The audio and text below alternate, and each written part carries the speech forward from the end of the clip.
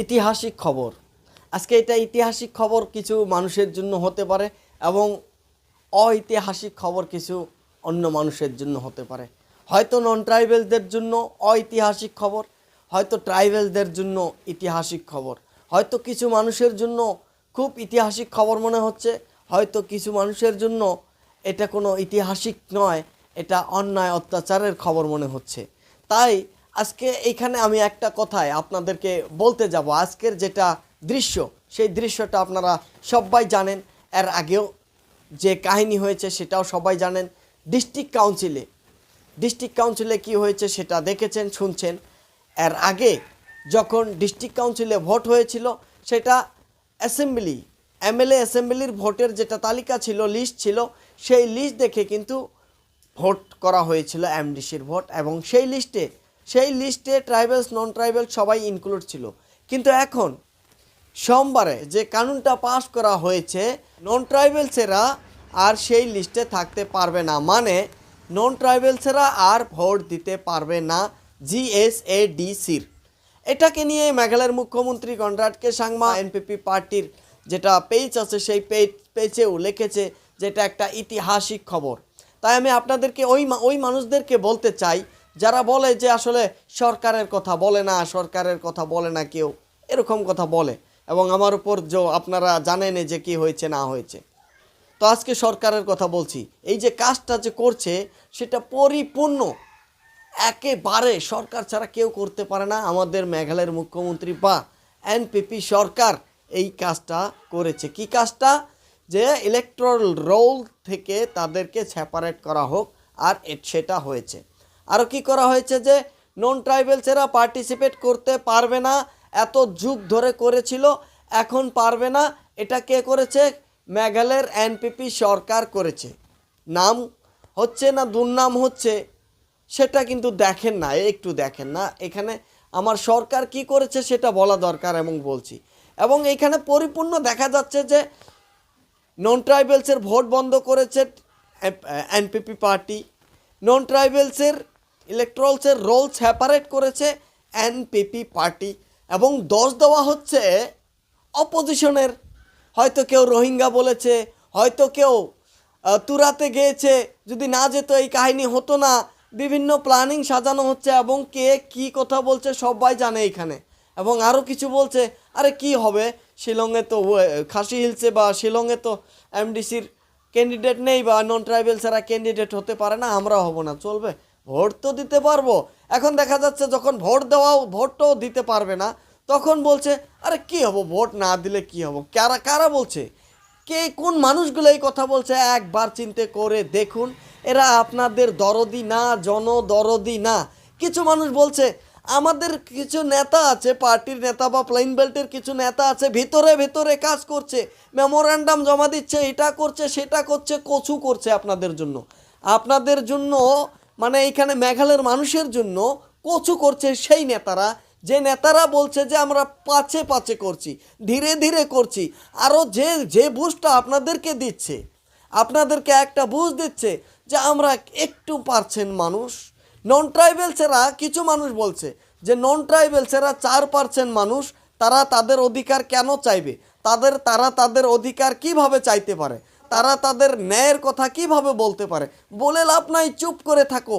যে ধরনের মানুষগুলো এই বুঝগুলো দিচ্ছে আপনাদেরকে যে আমরা কম সংখ্যক, নন ট্রাইবেলসেরা কম সংখ্যক, কিছু বলা যাবে না, নন ট্রাইবেলসের অধিকার চাওয়া যাবে না, সরকারের কাছে কিছু ডিমান্ড করা যাবে না, সাংবিধানিক কোনো অধিকার নেই তাদের, বিভিন্ন জ্বালা আসে তাদের।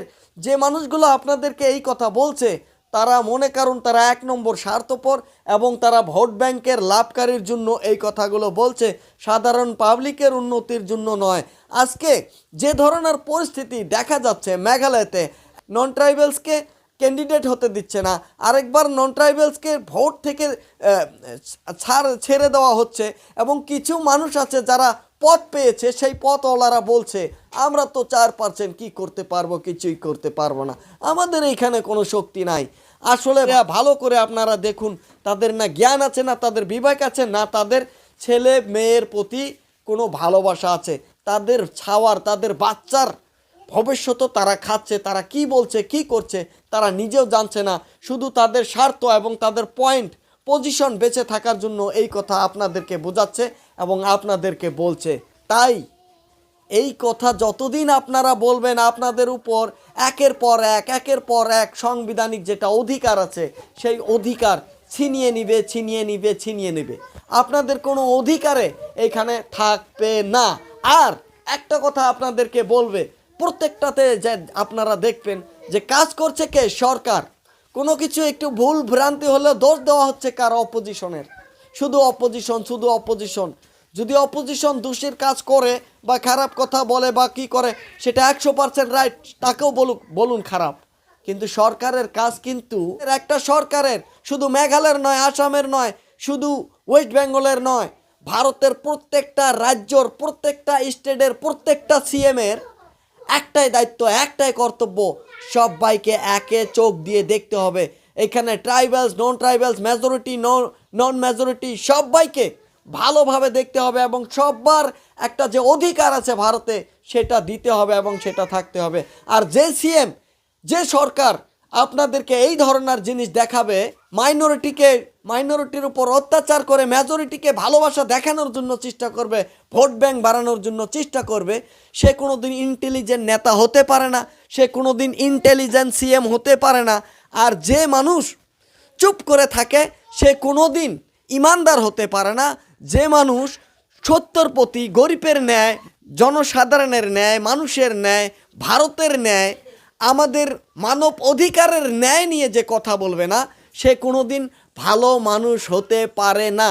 হতে পারে, থাকতে পারে তাদের টাকা, থাকতে পারে তারা বড়লোক হতে পারে। এবং আরেকটা দোষ এইখানে, একটা যে কোনো বড় কাজ করতে গেলে, যে কোনো কাজে শুধু একজনকে দোষ দিবেন না। শুধু একটা মানুষের একটা কাজ নয়, রাস্তায় আন্দোলন করা একটা মানুষের কাজ নয়, সরকারের কাছ থেকে কিছু চাওয়া একটা মানুষের কাজ নয়, আমাদের শিক্ষা করার অধিকার সরকারের কাছ থেকে চাওয়া সেটা একটা নেতার অধিকার শুধু নয়, সেটা একটা মিডিয়ার অধিকার শুধু নয়, সেটা একটা ধনী মানুষের অধিকার শুধু নয়, সেটা একটা গরিব মানুষের অধিকার শুধু নয়, সব্বারের অধিকার। আর এই অধিকার সবাইকে বাঁচিয়ে রাখতে গেলে না, কিছু সময় আপনাদেরকে ভালো প্রতি ভাবতে হবে, অন্যর প্রতি ভাবতে হবে, মানুষের প্রতি ভাবতে হবে। আমরা যে জায়গায় আছি সেই জায়গার কথা ভাবতে হবে, আমরা যে দেশে আছি সেই দেশের কথা ভাবতে হবে, আমাদের যে প্রজন্ম আছে সেই প্রজন্মর কথা ভাবতে হবে। আমাদের প্রত্যেকের অধিকার আছে এই ভারতে বাঁচি থাকার, আমাদের প্রত্যেকের অধিকার আছে এই ভারতের সরকারের কথা বলার, আমাদের প্রত্যেকের অধিকার আছে শিক্ষা অর্জন করার, আমাদের প্রত্যেকের অধিকার আছে ভালো কথা বলার, আমাদের প্রত্যেকের অধিকার আছে অন্যায়ের উপর অ্যাকশন নেওয়ার, আমাদের প্রত্যেকের অধিকার আছে যে সত্য কথা বলবে তাকে সাপোর্ট করার, এবং আমাদের এটাও অধিকার আছে আর যারা অন্যায় করবে তাদের প্রতি বিরুদ্ধে রুখে দাঁড়ানোর আমাদের সংবিধান অধিকার দিয়েছে। আজকে এত কিছু অধিকার থাকার পরেও কিছু নেতা প্লেন বেল্টের চুপ করে বসে আছে, মহেন্দ্রগঞ্জ থেকে শুরু করে নিয়ে টিকরিগলা পর্যন্ত, আমি কোনো নেতার নাম বলতে চাই না, এবং যারা নেতা আছে সেই নেতাগুলো চুপ করে থাকে, অপোজিশনের দোষ দিচ্ছে আর বলছে যে আমরা মাইনরিটি, আমরা কিছু করতে পারবো না, আমাদের আওয়াজ তুলে লাভ নাই, আমাদের সরকারের উপর ডিমান্ড করে লাভ নাই, আমরা সরকারের কাছ থেকে এইটা চাবো না, আমরা সরকারের কাছ থেকে এইটা চাবো না। তারা এক নম্বর এইখানে ভয়াতুক, তারা ভয়াতুক নেতা, আমি বলি তারা ভয়াতুক নেতা, এবং এই ভয়াতুক নেতা দিয়ে শুধু আপনাদের ধ্বংস হচ্ছে, কোনো দিন লাভ হবে না। এই ভয়াতুক নেতাদের উপর একটু চিন্তা করুন, এই ভয়াতুক নেতারা কি বলছে আপনাদেরকে, কি শিক্ষা দিচ্ছে, কি দুর্নীতি শিখাচ্ছে, আপনাদের বাচ্চার ভবিষ্যৎ কোথায় যাবে, আপনাদের অধিকার কোথায় যাবে। আমি এটা কোনো মানুষকে, কোনো পার্সোনালি বলছি না, সব মানুষকে বলছি, প্রত্যেকটা জাতির মানুষকে বলছি।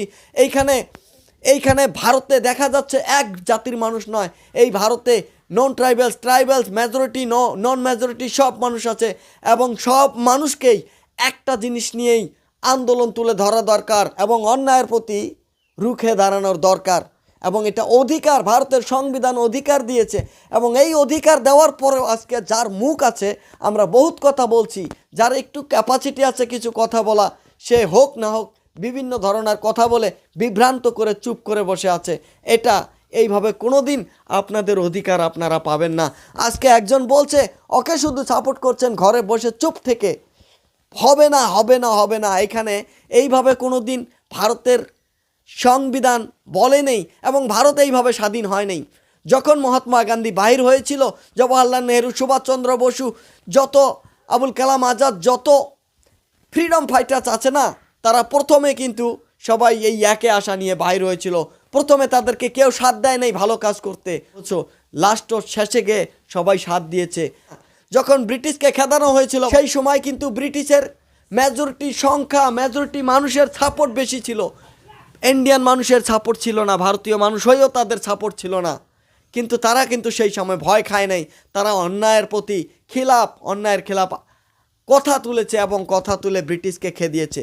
আমাদের যেটা মানুষের অধিকার, মানবতার অধিকার, সবাইকে সম্মান করা, ভালোবাসা, সব ধর্মর একটা ইকুয়ালিটি দেওয়া, সেটা আমাদের মহাত্মা গান্ধী, জওয়াহরলাল নেহরু, সুভাষচন্দ্র বোস, বিভিন্ন যে ফ্রিডম ফাইটার্স আছে তারা এই কাজগুলো করে গিয়েছে। এবং আজিন্দেগি শুধু তাদের নাম নিয়ে বসে থাকলে হবে না, আমাদের প্রজন্মকে নিয়ে সবাইকে এই জিনিস নিয়ে কথা তুলতে হবে, ভালো হবে। তবে আমি আপনাদেরকে সবাইকে একটা কথা বলতে চাই, যদি নন ট্রাইবেলস ভোট দিতে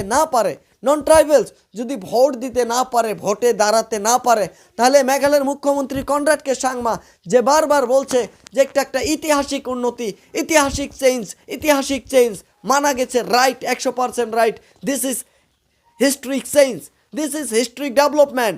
But what you do for non-tribals, I am saying to you, I am asked to you, because you are the CM of our Meghalaya and we are the citizens of Meghalaya. That is why we can ask you some question. What you do for minority and what have you do for non-tribals? I am telling to you and I am asking to you. তো আমি ওই সব নেতাকে বলতে চাই যারা internally ভিতরে কাজ করছে, কেন তারা ইন্টারনালি করতে চাচ্ছে? যদি সব কিছু প্রকাশই হচ্ছে তাহলে ইন্টারনালি কেন, ভিতরে কেন ভিতরে? আমরা কি মানুষ না? নন ট্রাইবেলসেরা কি মানুষ না? তাদের কি কোনো অধিকার নাই? যদি তাদের কোনো অধিকার না থাকে তাহলে তাদেরকে কোথায় দেওয়া যায় দেখ না।